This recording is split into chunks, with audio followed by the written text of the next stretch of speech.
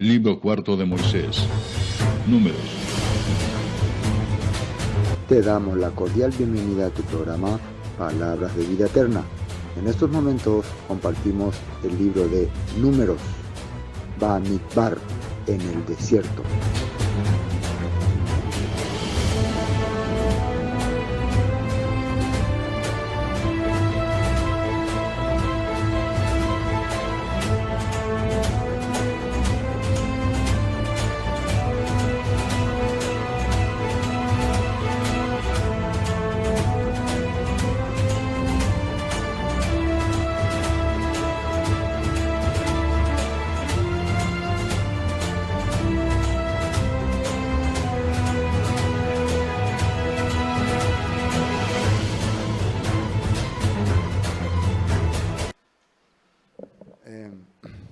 Gracias al Padre, ¿no?, que estamos teniendo la oportunidad de compartir el libro de Números, Bamidbar, en el desierto, la travesía del pueblo hebreo en el desierto y todos los acontecimientos que ellos pasaron antes de llegar a la tierra prometida.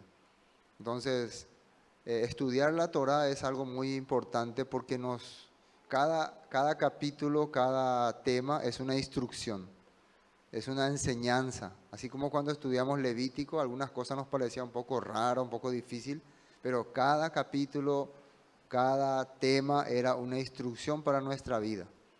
A través de esa instrucción nosotros podíamos entender la voluntad del Padre sobre nosotros.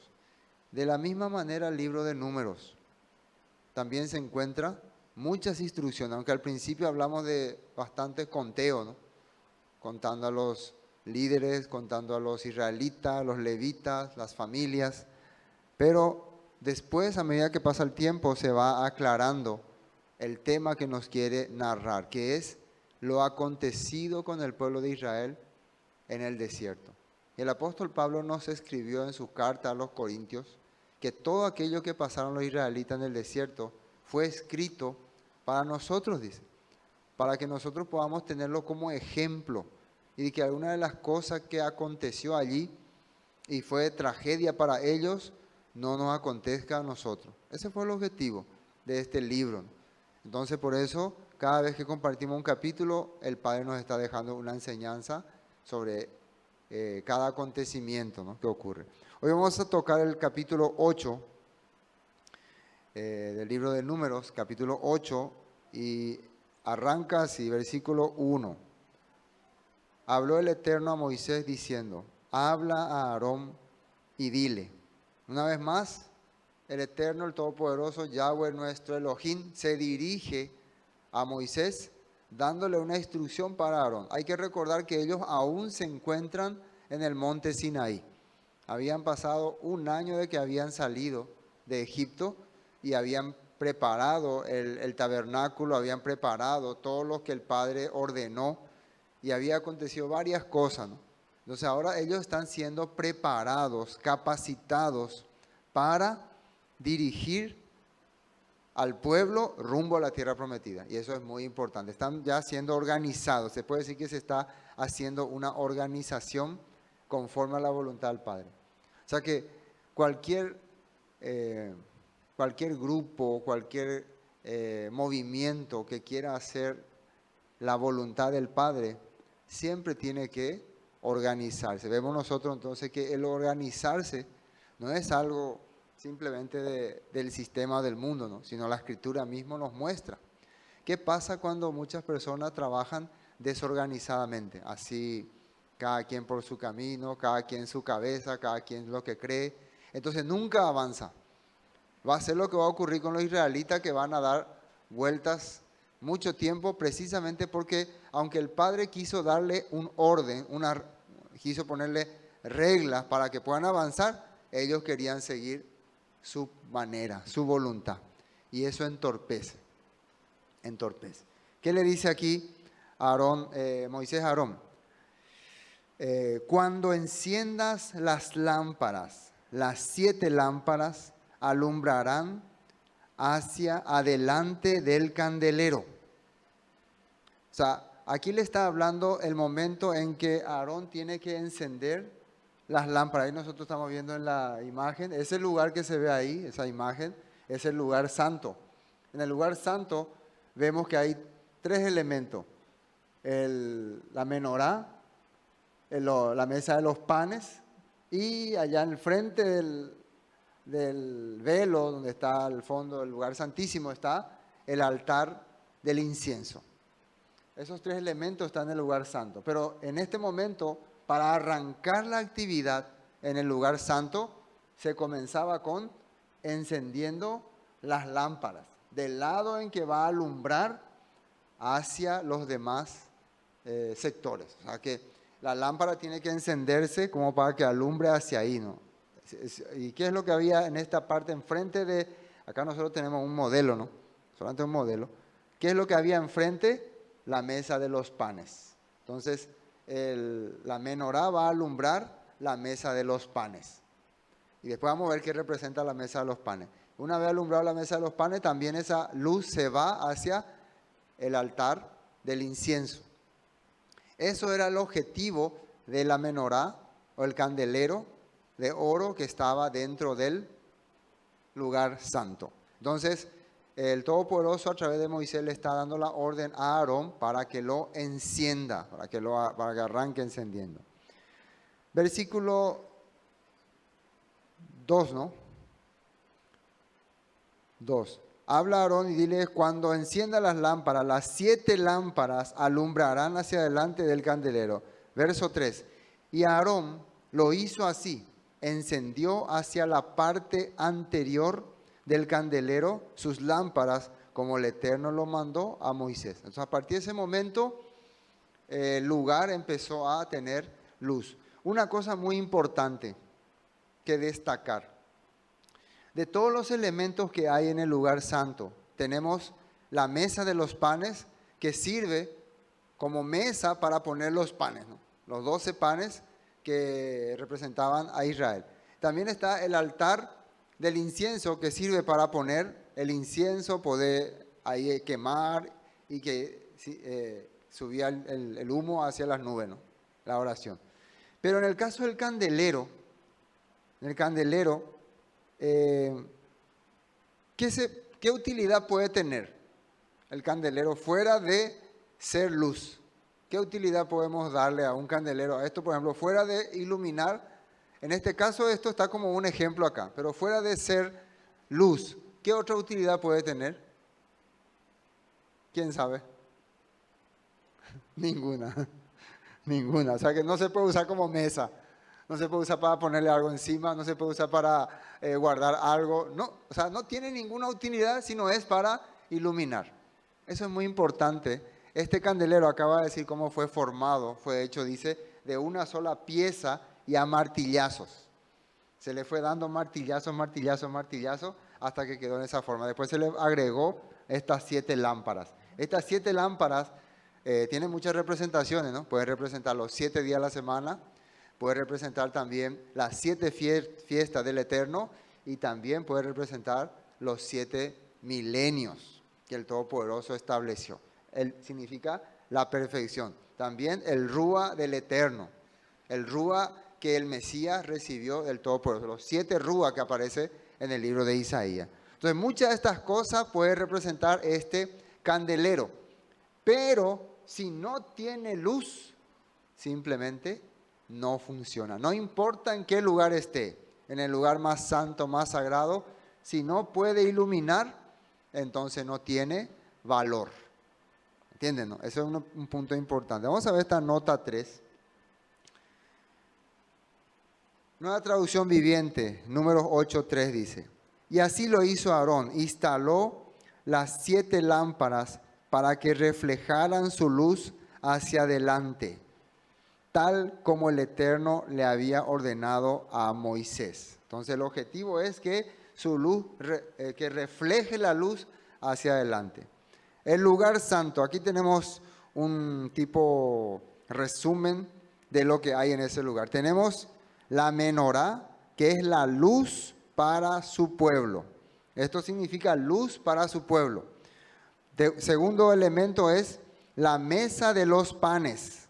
La mesa de los panes, había 12 panes. ¿Qué representa eso? Alimento para Israel. Nosotros cuando compartimos el libro de Éxodo, pueden buscar en Palabra Vida Eterna, en lista de reproducción, busquen Éxodo y vayan ahí donde está la mesa. Creo que hablamos de la mesa de los panes, el candelero, el altar, lo que de cada cosa hablamos explicando detalladamente cada punto. Entonces ahí nosotros habíamos visto que la mesa de los panes representaba ese alimento que el pueblo necesitaba. Precisamente eran 12 panes representando a las 12 tribus de Israel. Era un pan que era consumido por los sacerdotes, ¿no? Por los Kohanim, cada Shabbat.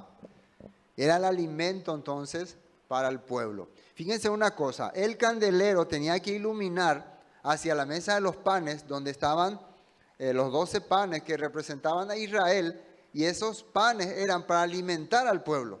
¿Y para qué el pueblo de Israel tenía que estar alimentado? Y el siguiente elemento que está en el lugar santo nos explica. El siguiente elemento es el altar del incienso, que representa el clamor del pueblo. Es donde el sacerdote hacía su oración, donde quemaba el incienso y subía a lo alto y era como clamando al Todopoderoso. Entonces, un pueblo iluminado, un pueblo alimentado, un pueblo unido, fortalecido, puede clamar al Todopoderoso. Puede sentirse capacitado para clamar, para, como dice en Romanos, invocar. Invocar significa hacerse uno con el Eterno, estar de acuerdo con el Eterno. Y dice en la Escritura, todo aquel que invocar el nombre del Eterno será salvo. ¿Qué quiere decir salvo? No va a pertenecer a este sistema, va a estar dentro de los planes del Padre. ¿Eso es muy importante o no? Y justo aquí en Romanos capítulo 10, versículo 13, leemos esta parte, nueva traducción viviente. Pues todo el que invoque el nombre del Eterno. El nombre del Eterno significa invocar sus cualidades, sus objetivos. Significa, yo quiero ser parte de los planes del Padre. Eso quiere decir. No simplemente decir Yahweh, Yahweh, Yahweh. No solamente eso. Porque muchas personas creen así, ¿no? O Señor, Señor, como algunos. O Yahvé, Yahvé. Invocar significa aceptar, hacerse parte de sus proyectos. Y dice acá, pues todo aquel que invoque el nombre del Eterno será salvo. Y el 14, fíjense lo que dice, pero ¿cómo pueden ellos invocarlo para que los salve si no creen en él? Antes de que alguien invoque al Eterno, ¿qué quiere decir? Antes de que alguien participe de las actividades del Eterno, primero tiene que creer. ¿Y cómo puede creer? Tiene que ser iluminado. ¿Qué significa la menorá? Ya dijimos 7 fiestas. En las 7 fiestas tenemos 7 mensajes. 7 días, 7 milenios.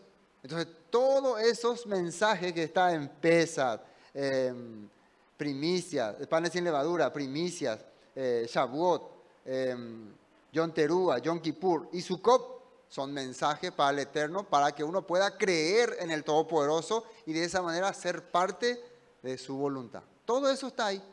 Después que dice más, ¿y cómo pueden creer si en Él, si nunca han oído de Él? ¿Cómo pueden creer? Dice, ¿cómo puede llegar el mensaje si es que nunca nadie les ha hablado? ¿Y cómo pueden oír de Él a menos que alguien se lo diga? Por eso esta menorá tenía que iluminar sobre los 12 panes. Los 12 panes era alimento para el pueblo. Si el pueblo no estaba alimentado, ¿cómo puede llevar el mensaje para hacer luz para las naciones? ¿Cómo puede clamar al Todopoderoso? Eso es lo que Pablo está diciendo acá. Se relaciona perfectamente con lo que ocurre ahí. ¿Quién era para el apóstol Pablo la luz de la esperanza para la humanidad? Yeshua. Una vez más vemos una figura importante del Mesías dentro del lugar santo. Y el propio Yeshua dijo que Él era la luz. Pero eso vamos a ver después. ¿Y cómo irá alguien a contarles sin ser enviado? Sin ser enviado. ¿Cómo es que podemos darnos cuenta que se necesita un enviado? ¿Dónde están los enviados que van a llevar el mensaje de restauración, de esperanza, que van a hacer que el pueblo se conecte con el Eterno para que puedan invocarle. ¿Dónde está? Los israelitas. El pueblo israelita fueron escogidos para ser enviados para llevar luz a las naciones. Desde el tiempo que el Padre le escogió a Abraham, el pueblo de Israel fue elegido para hacer luz para las naciones. Pero ¿qué pasó con ellos? Ellos no hicieron bien su trabajo.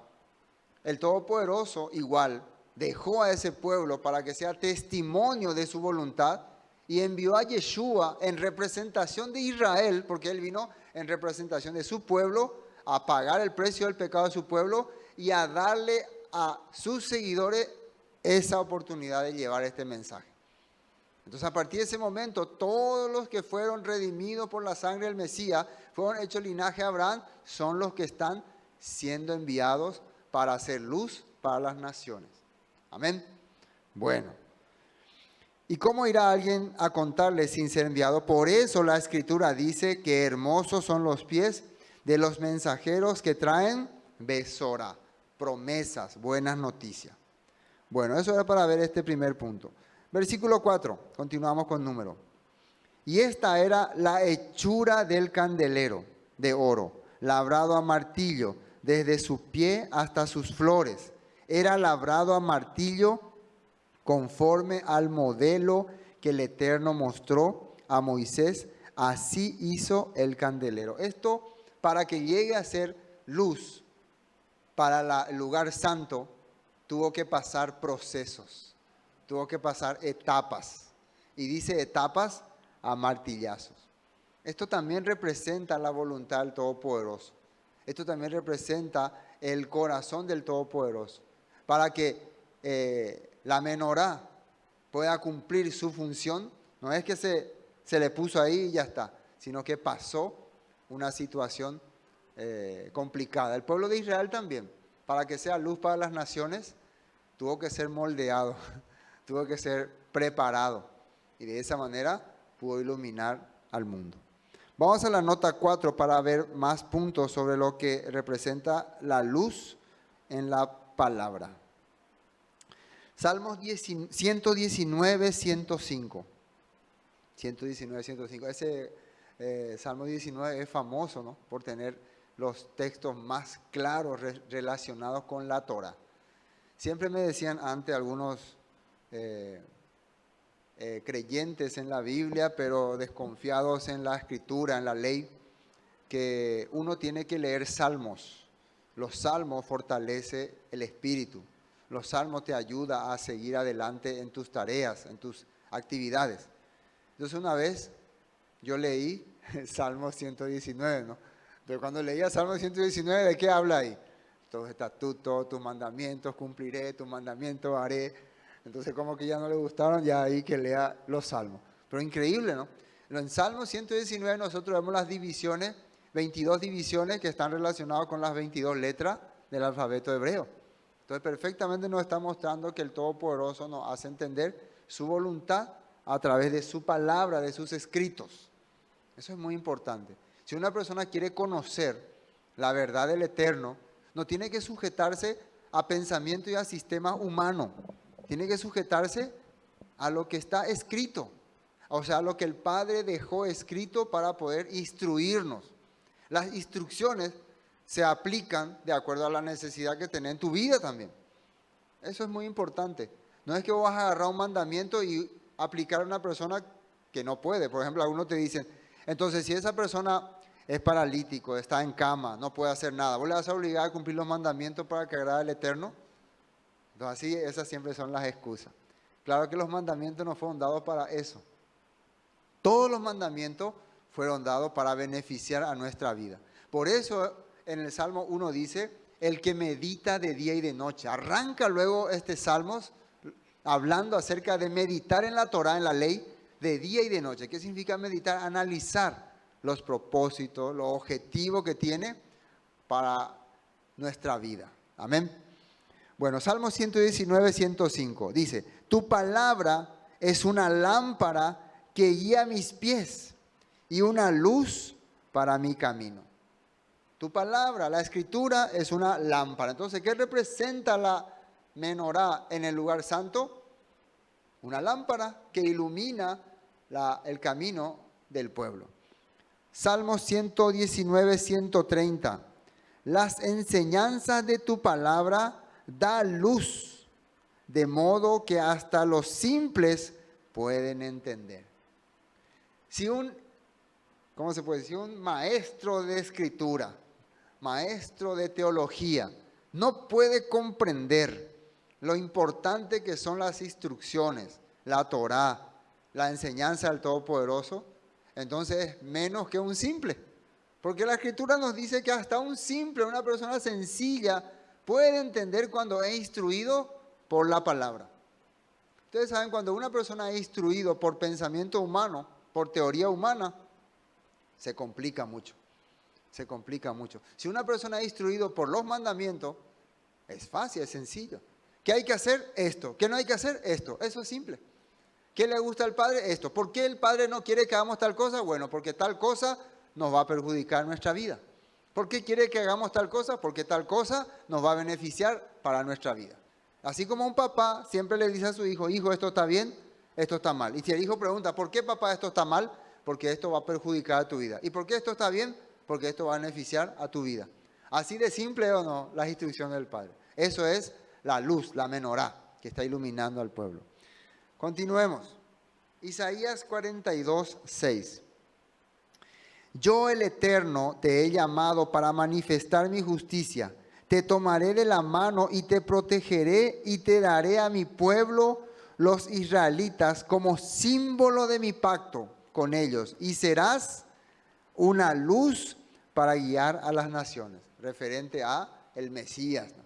Va a iluminar. ¿Cómo iluminaba el Mesías a las naciones? ¿Cómo iluminaría? Con las instrucciones, con su vivencia.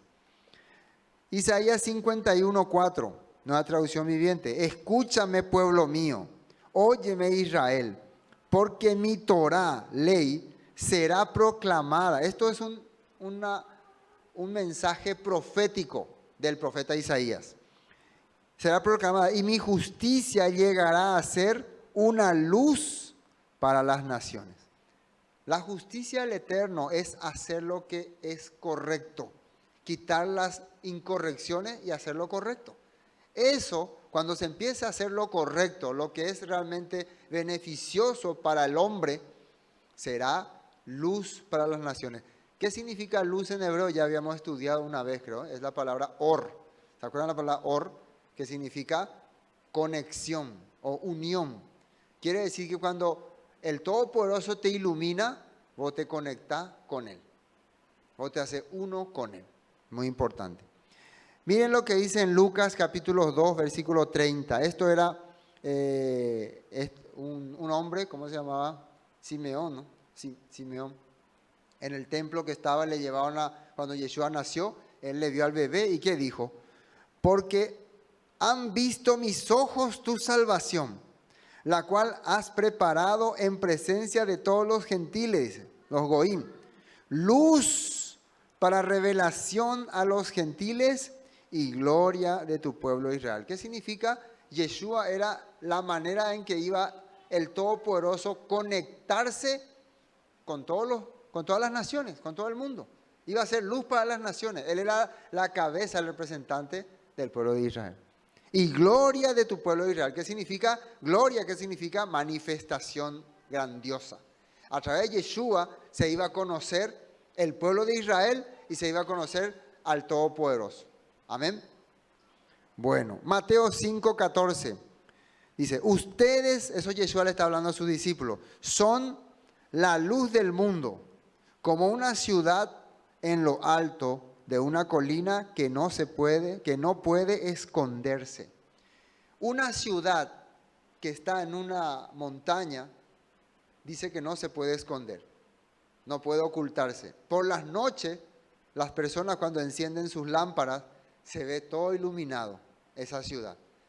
Algunos que viven en lugares montañosos o conocen lugares montañosos saben, cuando viajas y estás corriendo por la carretera, por ejemplo, yo doy testimonio hacia Bolivia, hacia Perú, también creo que Brasil, Argentina. Por acá hay muy pocos lugares montañosos, pero en esos lugares Hay ciudades que están kilómetros, pero por lo elevado del terreno se puede distinguir.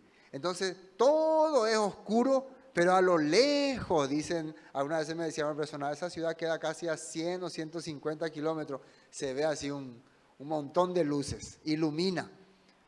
No se puede ocultar, dice. Quiere decir que los creyentes en Yeshua, en la Torá, que realmente se manifiestan con la palabra, cuando están juntos, no se pueden ocultar. No pueden ser tiniebla, quiere decir. Cuando están solos, puede ser que sí, que se le vaya apagando el brillo. Pero cuando están juntos, ellos iluminan. Eso significa este ejemplo que da Yeshua acerca de la ciudad. Cuando las personas creyentes del Mesías, los que tienen la luz, están juntos. Por eso el pueblo de Israel se tenía que unir. Por eso ellos tenían 7 fiestas. Por eso tenían el Shabbat. Por eso tenían los tiempos de congregarse. Porque cuando se congregaban, ellos eran una ciudad que estaba asentada en un monte y no se podía esconder. Nosotros sabemos que hay una ciudad del cual va a salir la luz para las naciones, la ciudad de Jerusalén. Y ahí van a estar sus escogidos. Como dice en el libro de Daniel, los entendidos resplandecerán como la luz del firmamento. Daniel capítulo 12, ¿no? Está escrito eso. Bueno. Nadie enciende una lámpara y luego la pone debajo de una canasta, dice.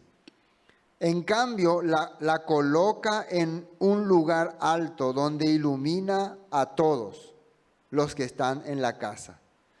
Entonces, cuando vos tenés una lámpara, no vas a ponerle debajo de una mesa ni debajo de una canasta, sino poner en un lugar alto para que alumbre.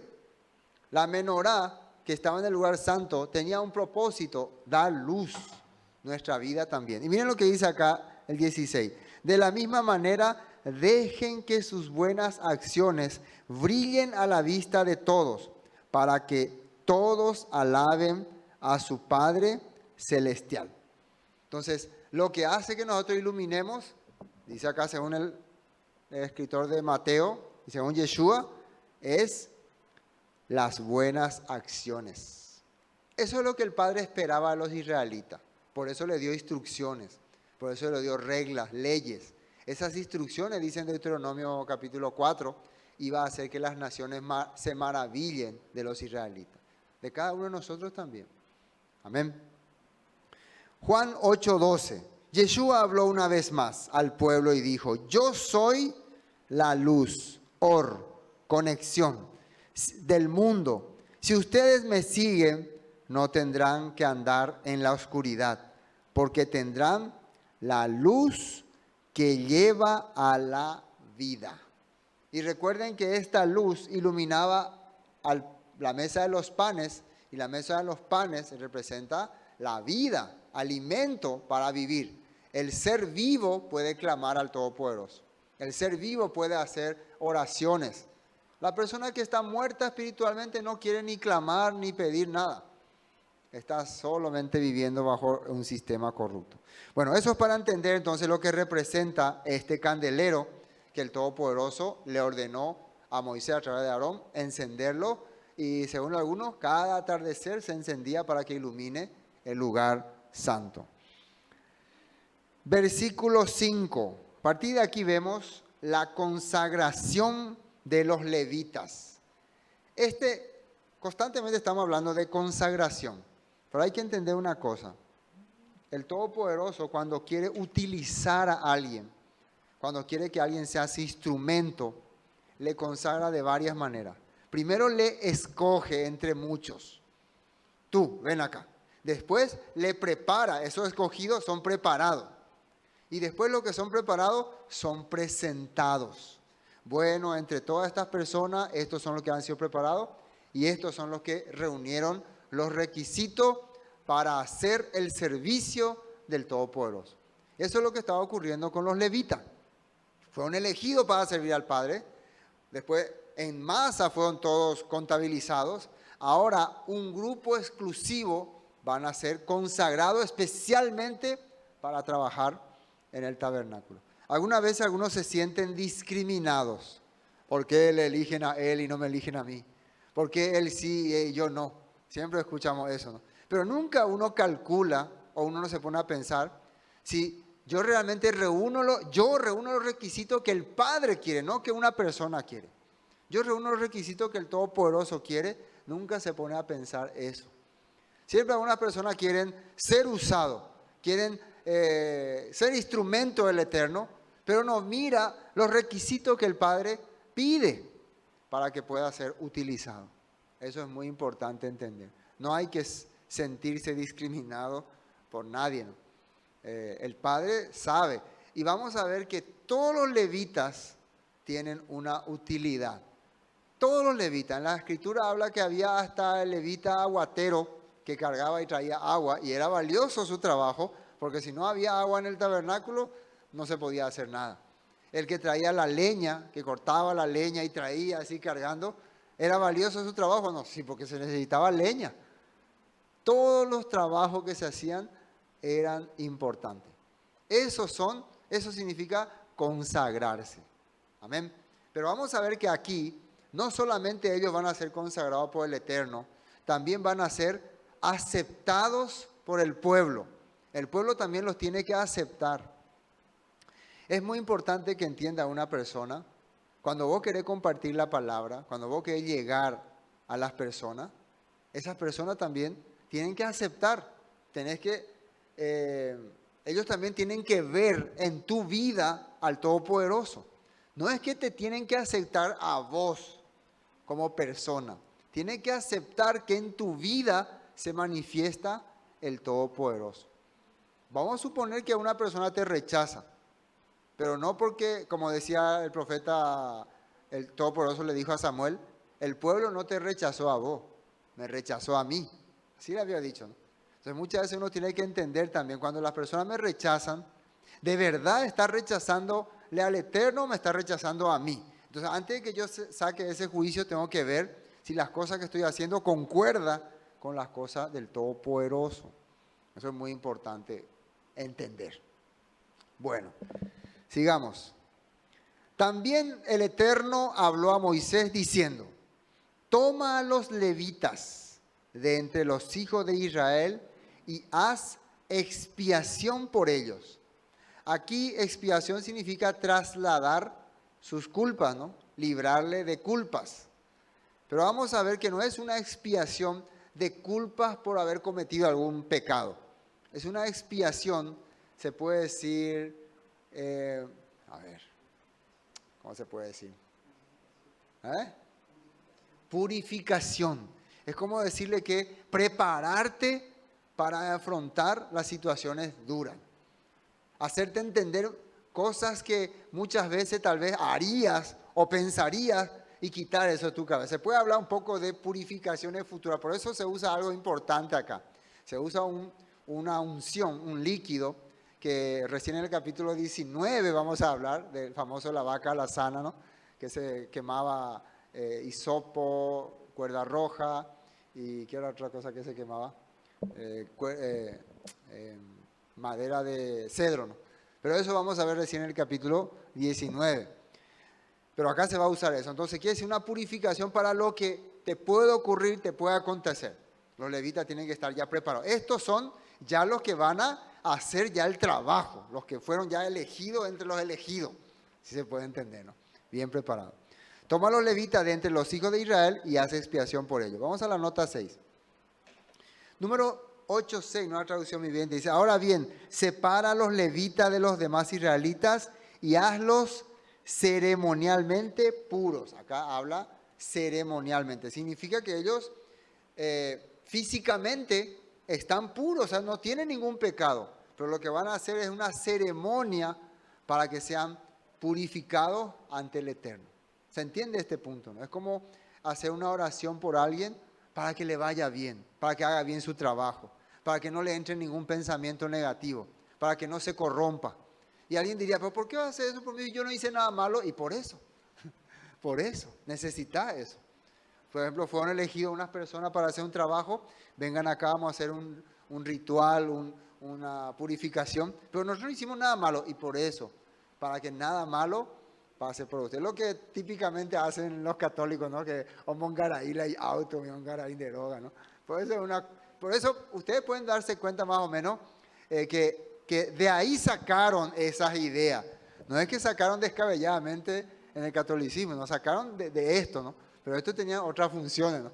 Lógico que no era para ungir tu carro ni ungir tu casa. Estaban ungiendo personas que van a trabajar para el Todopoderoso, para el Eterno, que van a hacer la obra que se relaciona con el pueblo de Israel. Y era otra perspectiva. Pero de acá es donde sacaron eso de Mongaraí, ¿no? Mongaraí, de cualquier cosa Mongaraí, güey. Bueno, algunos hasta su escopeta Mongaraí. Versículo 7. Así harás expiación por ellos, rocía sobre ellos el agua de la expiación, y haz pasar navaja sobre todo su cuerpo, y lavarán sus vestidos, y serán purificados. Entonces, ¿qué se le va a echar?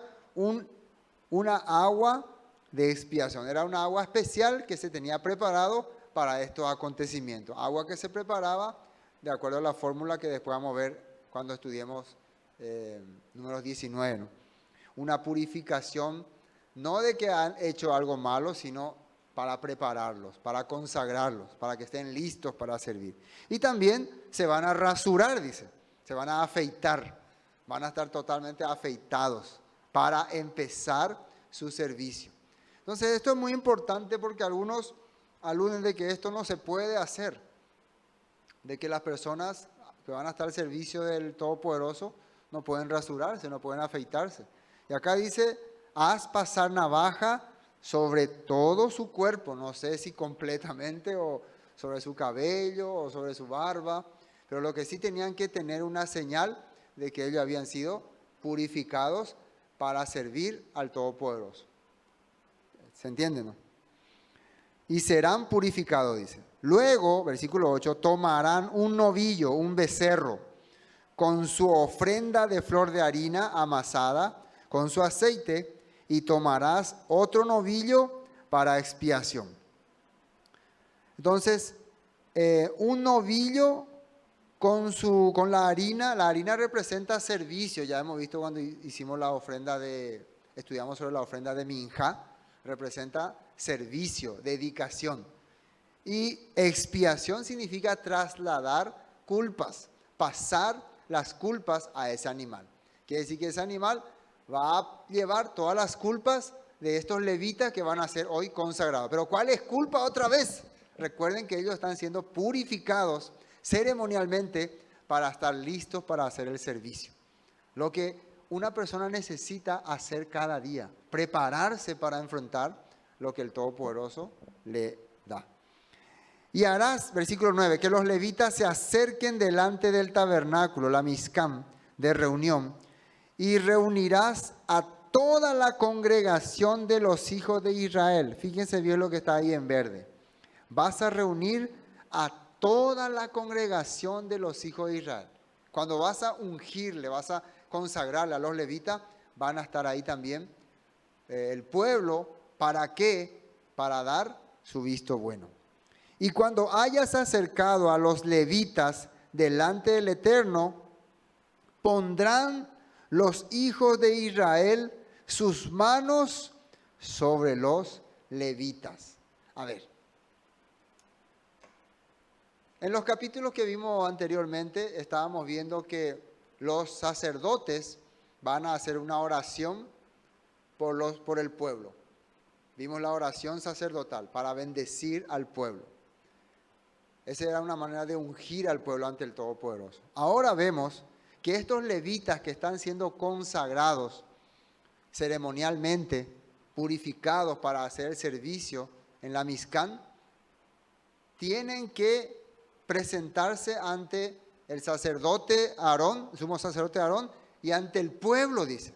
¿Y qué iba a hacer el pueblo con ellos? Iba a poner sus manos sobre ellos, dice. Y pondrán los hijos de Israel sus manos sobre los levitas. Puede ser que le toquen o puede ser que levanten sus manos. Vamos a suponer que están, un ejemplo, todos los levitas así, y el pueblo levanta las manos. En otra versión dice levantarán las manos. Es como que el pueblo le está ungiendo o le está santificando o le está clamando por ellos. Como que el pueblo, esta vez el pueblo está orando por ellos. ¿Se entiende, no? El pueblo le está aceptando. Eso es muy importante. Para que vos puedas sentirte que estás sirviendo realmente al Padre, el pueblo te tiene que aceptar. Sí o sí tiene que ver que vos sos parte de la obra del Todopoderoso. No puede ser que vos decís que estás sirviendo al Padre, pero todas las personas... miren, entiendan bien, una cosa es debates teológicos. Una cosa es debatir teológicamente. Puede ser que una persona no esté de acuerdo con algunos puntos teológicos que vos tengas. Pero otra cosa es que estas personas que no están de acuerdo contigo observen que tu vida está mal. Porque precisamente el estar siendo consagrados ceremonialmente para hacer el servicio al Todopoderoso era un servicio que se relacionaba con la vivencia, con la vida. ¿Qué fue lo primero que vimos? El encendido de la menorá. La menorá representaba la luz para los israelitas, que es iluminar al pueblo. Buenas acciones, decía Yeshua, buenas manifestaciones. Entonces, no confundan cuando alguien ve que esta persona tal vez tiene algunos puntos negativos en mi teología. Por ejemplo, él cree una cosa que yo no creo y por eso yo le tildo como hereje o satánico o diabólico. No se confundan con eso. Puede ser que uno de otra denominación tradicional tenga una perspectiva diferente al que vos tengas, pero cuando vos observas su vida, su andar, su trato con los demás, es 100 veces mejor que el tuyo. Le trata mejor a las personas, se preocupa por las personas, se preocupa por su familia, se preocupa por su hijo, por su esposa, por sus parientes, está pendiente de las cosas de sus familias. Y vos solamente tenés un montón de teoría, un montón de conocimiento, pero está tirando peste por todos lados. Está creando cizaña, enemistad con todo el mundo.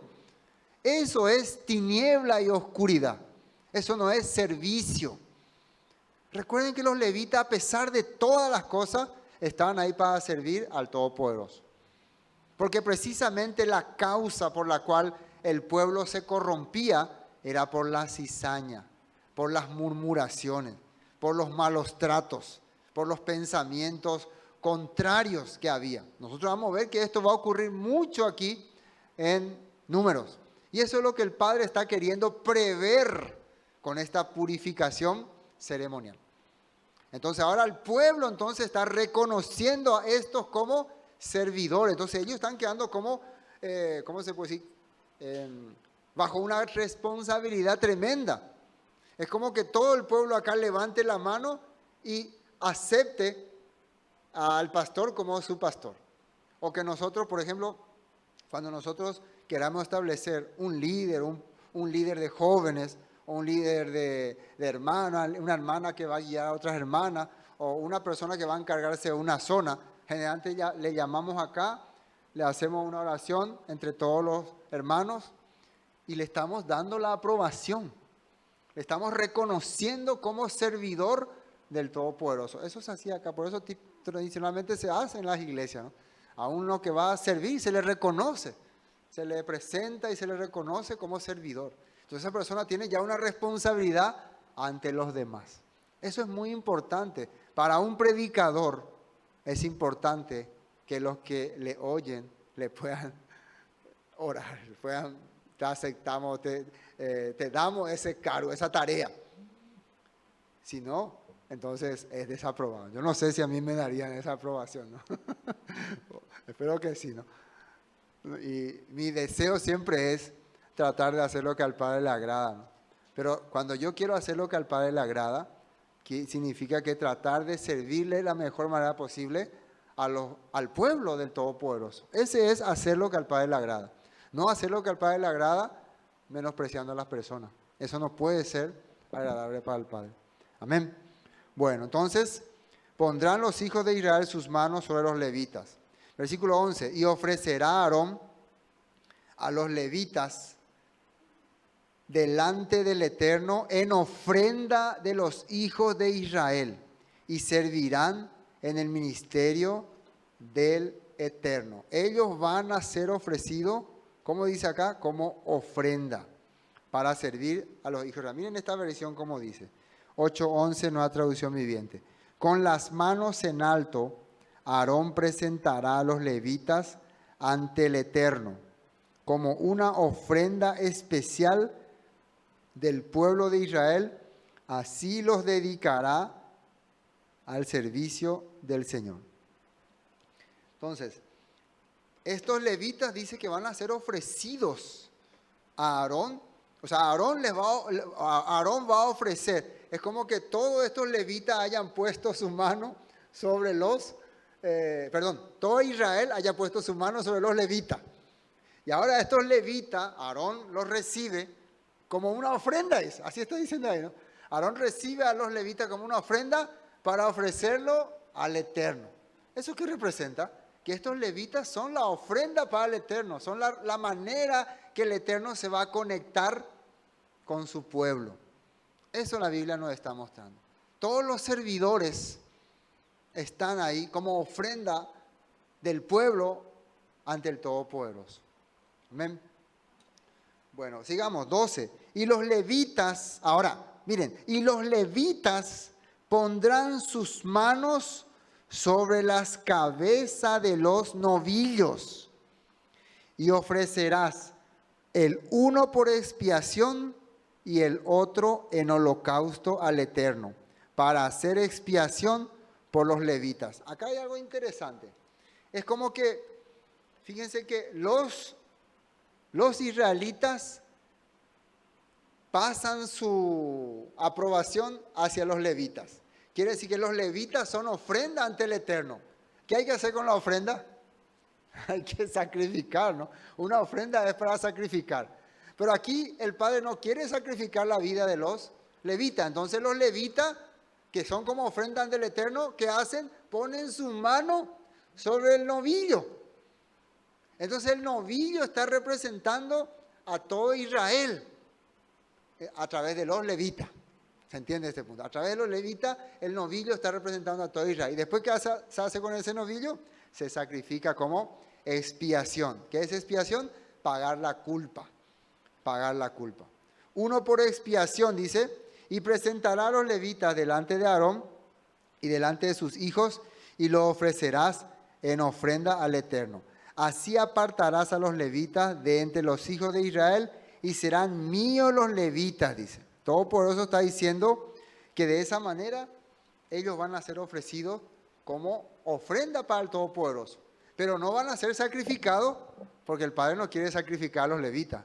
¿Pero a quién se sacrificó? Al animal. Y nosotros entendemos que la Biblia nos hace ver que toda ofrenda, toda entrega incluye siempre derramamiento de sangre.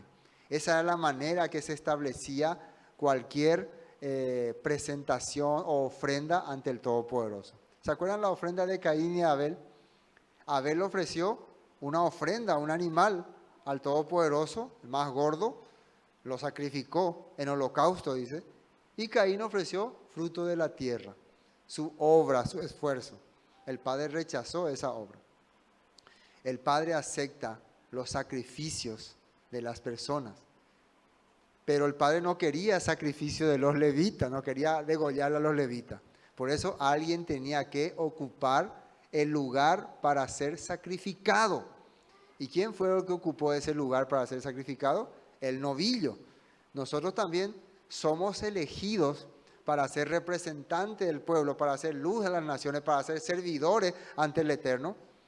Pero Él no nos quiere sacrificar a nosotros como ofrenda. Por eso, ¿a quién sacrificó en nuestro lugar? A Yeshua. Él fue ofrecido como nuestro sacrificio. Se entiende muy bien, ¿no?, lo que el Padre nos está enseñando a través de esta acción.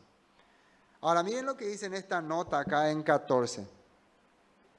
El apóstol Pablo habló algo semejante para que podamos entender. Romanos 12:1. Por lo tanto, amados hermanos, les ruego que entreguen su cuerpo a Elohim. Fíjense lo que dice, entreguen su cuerpo. En otra versión, Reina Valera dice, se entreguen como sacrificio vivo. Así dice, entréguense como sacrificio vivo. Está hablando de entregarse como ofrenda viva.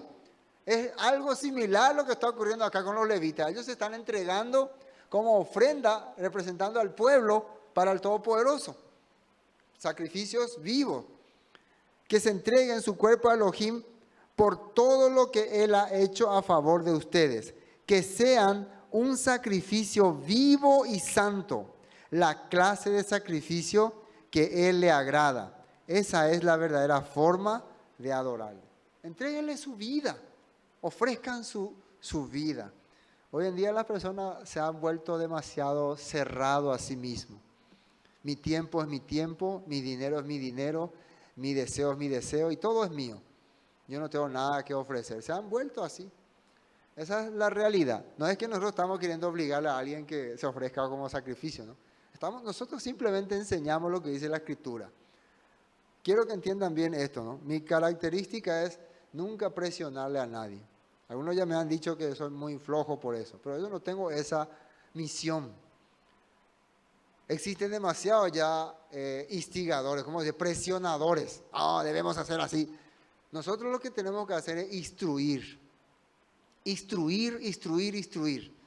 Enseñar con la palabra y con la vida. Y el que el Todopoderoso abra el entendimiento, le va a llegar el mensaje.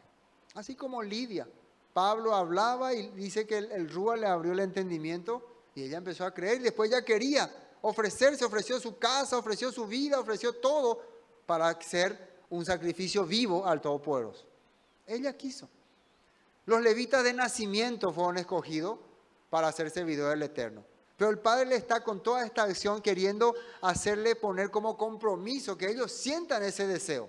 Por eso entre los levitas otra vez está consagrando los que realmente van a hacer el servicio de corazón y que van a ser aceptados por el pueblo, porque el pueblo va a ver cómo ellos viven y cómo se comportan. Amén. Bueno, continuemos. 15. Después de esto vendrán los levitas a ministrar el tabernáculo de reunión.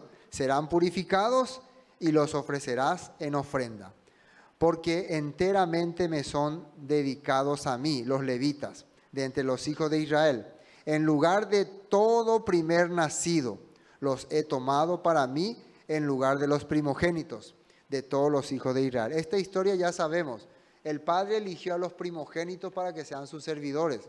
Por eso los salvó allá cuando en Éxodo capítulo 12 hubo la plaga de la muerte de los primogénitos. Él consagró en ese momento a todo primogénito para que sea su servidor. Pero ¿qué ocurrió? En el caso del becerro de oro fue donde los israelitas se corrompieron y en ese lugar el Padre eligió a los levitas para que sean sus servidores. Entonces los levitas están ocupando el lugar de los primogénitos. Amén. Hay un primogénito que logró otra vez agradar al Todopoderoso y el Todopoderoso le puso como su servidor. ¿Quién era ese primogénito? Yeshua. Yeshua era el primogénito de toda creación. El primogénito que fue elegido para ser servidor del Todopoderoso. Y a través de él, todos los seguidores de Yeshua fuimos elegidos también para servir al Todopoderoso. Ahí se restaura otra vez el plan que el Padre tenía con los primogénitos. A través de Yeshua nosotros entonces tenemos un servicio perfeccionado y restaurado. Por eso es que muchas de las actividades que hacían los levitas quedaron, se puede decir, suspendidas cuando aparece Yeshua. ¿Qué ocurrió cuando aparece Yeshua? 30 o 35 años después, el templo se destruye y las actividades de los levitas son suspendidas. Porque a partir de ahora, los seguidores de Yeshua, que es el primogénito que el Padre puso para que sirva a las naciones, va a ser su nuevo servidor. Amén. Y nosotros, creyentes en Yeshua, con él. Eso es muy importante. Porque mío es todo primogénito de entre los hijos de Israel, así de hombres como de animales. Desde el día que yo herí a todo primogénito en la tierra de Egipto, lo santifiqué para mí. Y he tomado a los levitas en lugar de todos los primogénitos de los hijos de Israel. Esto hasta que llegó Yeshua. hasta que llegó Yeshua. Ahora los levitas serían restaurados en sus funciones, según el libro de Ezequiel, sale que van a ser restaurados en sus funciones por su fidelidad. Todo tiene un objetivo y un propósito. Y yo he dado el endom a los levitas, a Aarón y a sus hijos, entre los hijos de Israel, para que ejerzan el ministerio de los hijos de Israel en el tabernáculo de reunión, y reconcilien a los hijos de Israel, para que no haya plaga en los hijos de Israel, al acercarse los hijos de Israel al santuario. Entonces, los levitas fueron entregados a Aarón para que puedan hacer el servicio en el tabernáculo. ¿Para qué ese servicio? Para que no haya plaga de mortandad entre los israelitas. Quiere decir que los levitas van a servir de instructores para que el pueblo camine correctamente. Y Moisés y Aarón y toda la congregación de los hijos de Israel hicieron con los levitas conforme a todas las cosas que mandó el Eterno a Moisés acerca de los levitas. Así hicieron con ellos los hijos de Israel. Y los levitas se purificaron y se lavaron sus vestidos, y Aarón los ofreció en ofrenda delante del Eterno, e hizo Aarón expiación por ellos para purificarlos. Así vinieron después los levitas para ejercer su ministerio en el tabernáculo de reunión delante de Aarón y delante de sus hijos. De la manera que mandó el Eterno a Moisés acerca de los levitas, así lo hicieron. Luego habló el Eterno a Moisés diciendo, bueno, finalmente ya se cumplió todo eso, ellos vinieron a servir. Pero miren lo que dice acá el 24. 24. Los levitas de 25 años arriba entrarán a ejercer su ministerio en el servicio del tabernáculo de reunión. ¿Desde qué edad en adelante? Desde 25. ¿Por qué desde 25? Según algunos comentaristas, fíjense que para los israelitas desde 20 años ya era mayor de edad, ¿no? Ya era contado para la guerra. En el caso de los levitas eran contados desde un mes, porque ya eran consagrados al Todopoderoso. Pero en el caso de hacer el servicio, ahí sí avanzaba mucho tiempo. A partir de 25 años era considerado capacitado física y mentalmente para servir. Porque para servir al Todopoderoso vos tenés que tener una mente preparada, una mente capacitada. Y si a partir de 20 años ya tenés una edad adulta, esos 5 años son tiempo de prepararte. Aunque los levitas eran preparados desde chiquito. O sea, ¿cualquier persona podía hacer entonces servicio en el tabernáculo? No, tenía que ser una persona instruida, porque a través de ello el pueblo iba a recibir instrucción. En cualquier área, sea cantor, sea aguatero, sea recolector de excremento del tabernáculo, sea lo que sea, tenía que estar capacitado. Una persona madura, preparada, puede hacer cualquier servicio en cualquier lado. Hasta puede limpiar la sala, el baño, todo sin problema. Roberto, ¿vas a limpiar el baño ahora? No, ¿por qué? Fulano, vos vas a lavar esas cosas de ahí. Ese es inmaduro. Una persona madura va a entrar, va a lavar los platos, los cubiertos, va a barrer. ¿Pastor puede barrer el salón o no? ¿Cómo el pastor va a barrer el salón? ¿Barre? ¿El pastor puede barrer el patio? No. Eso es para los... Puede barrer. Si es un pastor maduro, puede barrer, limpiar, cocinar. Todo puede hacer. Un hermano que se siente muy grande y no puede hacer estas cosas, se llama inmaduro. Inmaduro. Entonces, un levita que va a hacer un servicio para el Eterno, tiene que tener una mente preparada. No esa mente que cualquier cosa le molesta, no me gusta, ya me voy, chao, agarro mi pelota y me voy. Vamos a decir que se picha y agarra su pelota y se va. No, no tiene que ser de esa manera, tiene que ser una persona capacitada. Entonces, desde 25 años en adelante. Estaba hablando de este tema. Entonces, eso no quiere decir que en esta época, si tiene menos de 25, no puede hacer servicio. Estamos hablando siempre del tabernáculo de reunión, donde estaban las tablas de la ley, la vara de Aarón y el maná. Pero desde los 50 años cesarán de ejercer su ministerio y nunca más lo ejercerán. Servirán con sus hermanos en el tabernáculo de reunión para hacer la guardia pero no servirán en el ministerio. Así harás con los levitas en cuanto a su ministerio. Entonces, ¿hasta cuántos años van a servir? Entonces, 25 años completos van a hacer su servicio. La pregunta que uno se hace ahora, ¿los que tienen menos de 25 entonces van a estar todos de balde? Claro que no. Van a hacer también otro servicio que no implique ahí en el tabernáculo.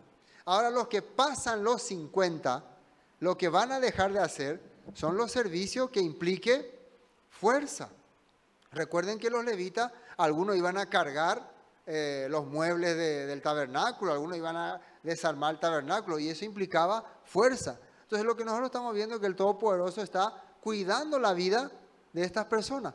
No quiere decir que por ser levita vas a toda tu vida a hacer este trabajo. ¿Me entienden, no? Quiere decir que el Padre, mientras tenga esta edad, esta fuerza, esta capacidad, vas a hacer este trabajo. Pero cuando llegue a 50, vas a hacer un trabajo más liviano, más ligero. ¿Toca o no? Sí, un día nosotros ya estamos llegando a una edad que ya, hasta ahí nomás. Algunas personas una vez se preguntan, ¿por qué no se hace tanto? Pero a una vez el pastor ya llega a una edad que ya no puede más hacer muchas cosas. Y así o no es así. Se deteriora también el cuerpo. Entonces, el Padre ya va preparando otras personas. Otros que tengan más capacidad para llevar este mensaje a tal parte, tal parte, tal parte. Así el Padre nos está mostrando la manera que tenemos que servirnos. La ley no era para cargarle. ¿Ustedes ven alguna carga acá? Al contrario, se ve como precisamente pensando en el bien común de la persona. La persona que dice que la ley es una carga, es una tortura, está equivocado. Al contrario, muchos con su doctrina inventada le torturan a las personas. Le hace trabajar hasta abuelito, le hace trabajar el doble, hace trabajar niños, le saca todo lo que tiene. Desastre hace en su vida. Le presiona más de lo que puede.